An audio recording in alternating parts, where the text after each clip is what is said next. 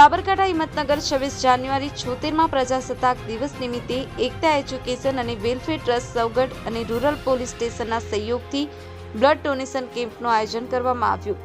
આ રક્તદાન કેમ્પમાં હિંમતનગર રૂરલ પોલીસ સ્ટેશનના પીઆઈ શ્રી હેરભા અને તેમના સ્ટાફ દ્વારા ઉત્સાહભેર સાથ અને સહકાર આપી પોલીસ સ્ટાફ દ્વારા રક્તદાન કરવામાં આવ્યું, જેમાં રૂરલ પોલીસ સ્ટેશનના પીઆઈ એજાર હેરભા તથા તેમનો સ્ટાફ હાજર રહ્યો હતો। હિંમતનગર સિવિલ હોસ્પિટલના સહયોગથી ડોક્ટર સંજયભાઈ અને તેમના સ્ટાફ દ્વારા રક્તદાનના તમામ સંસાધનો પૂરા પાડવામાં આવ્યા હતા, તેમજ કોઈપણ રક્તદાન કરનાર વ્યક્તિની કોઈપણ જાતની સમસ્યા વગર રક્તદાન થયેલ, જે બદલ સિવિલ હોસ્પિટલના સ્ટાફનો આભાર માનવામાં આવ્યો। એકતા એજ્યુકેશન અને વેલફેર ટ્રસ્ટના પ્રમુખ સિકંદર શેખ, જાકીર હુસેન મેમન, હારૂન મંસૂરી, જાફર દિવાન, ઝહીરબુલ્લા, અઝીઝ લુહાર, સાજિદ પઠાણ, પ્રિન્સ સિકંદર પઠાણ, સંજરી, ફારૂક મેમન અને કેવડ હલીમાબેન અલીભાઈ, સામાજિક કાર્યકર તથા સમસ્ત આગેવાનો હાજર રહ્યા હતા।